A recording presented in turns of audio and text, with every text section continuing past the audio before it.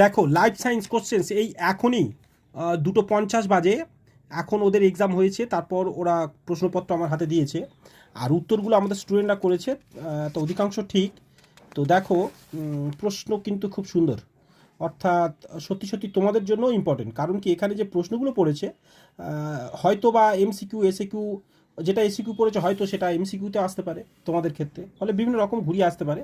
তবে আমি তোমাদের সাজেশান দিয়েছিলাম আমাদের সেকেন্ড চ্যানেলে, এই পার্থক্যগুলো সব রয়েছে, জন্ম আর মৃত্যু আর, এইটা কিন্তু অনেকের ঘুরিয়ে পড়বে।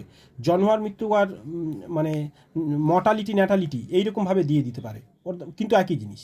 ঠিক আছে, যেমন এই যে ডিএনএ আরএনএ পার্থক্য আমাদের স্টুডেন্টের সব এগুলো সাজেশানে দেয়, তবে এইটা আমি দিইনি, যদিও স্ট্রোমাটার পার্থক্য এটা দিইনি।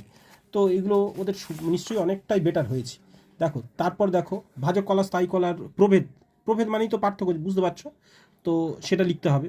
এখানে দেখো এবার দ্বিপদ নামকরণ পড়েছে, আর এখানে মানব হৃৎপিণ্ড আর অ্যান্টিবডির চিত্র লক্ষ্য করো।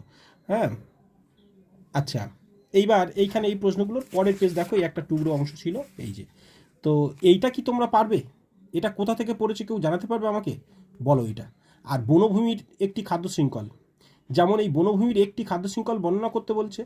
এই যেটা তুমি প্রয়োজন চারণভূমি বা ডেট্রিটাস খাদ্য শৃঙ্খল, যে কোনো একটা লিখলো বা এরকম লেখো, কোনো অসুবিধা নেই। ঠিক আছে, বাকিগুলো দেখো তোমরা।